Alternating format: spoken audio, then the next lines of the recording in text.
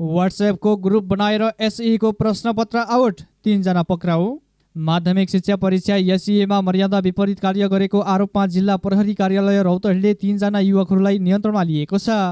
रौतहटको गरुडा नगरपालिका ward number 4 स्थित गरुडा बजारबाट प्रहरी टोलीले उनीहरूलाई पक्राउ गरेको हो।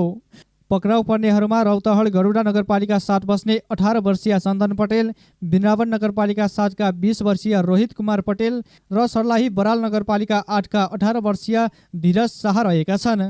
उनीहरूलाई चैत 20 गते बिहान 10:30 बजेको समयमा परीक्षाको गोप्यता र मर्यादा भङ्ग गरिरहेको अवस्थामा फेला पारिएको जिल्ला प्रहरी कार्यालय रौतहटका निमित्त सूचना अधिकारी एवं प्रहरी निरीक्षक जीवन कुमार मैनालीले जनाएको छ।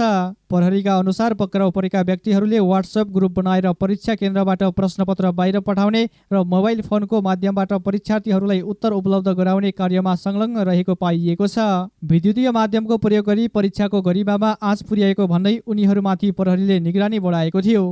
इलाका प्रहरी कार्यालय गरुडाबाट खोटिएको प्रहरी टोलीले उनीहरूलाई नियन्त्रणमा लिई हाल थप अनुसन्धान अघि बढाएको छ।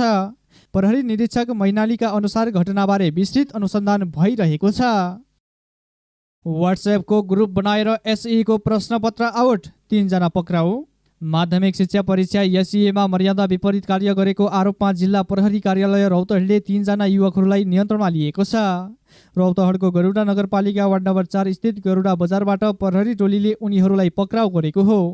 पक्राउ पर्नेहरूमा रौतहट गरुडा नगरपालिका 7 बस्ने 18 वर्षीय चन्दन पटेल, वृन्दावन नगरपालिका 7 का 20 वर्षीय रोहित कुमार पटेल र सर्लाही बराल नगरपालिका 8 का 18 वर्षीय धीरज शाह रहेका छन्। उनीहरूलाई चैत 20 गते बिहान 10:30 बजेको समयमा परीक्षाको गोप्यता र मर्यादा भङ्ग गरिरहेको अवस्थामा फेला पारिएको जिल्ला प्रहरी कार्यालय रौतहटका निमित्त सूचना अधिकारी एवं प्रहरी निरीक्षक जीवन कुमार मैनालीले जनाएको छ।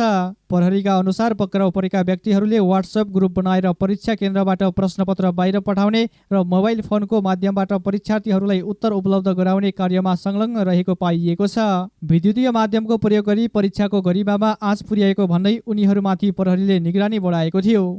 इलाका प्रहरी कार्यालय गरुडाबाट खोटिएको प्रहरी टोलीले उनीहरूलाई नियन्त्रणमा लिई हाल थप अनुसन्धान अघि बढाएको छ। प्रहरी निरीक्षक मैनालीका अनुसार घटनाबारे विस्तृत अनुसन्धान भइरहेको छ।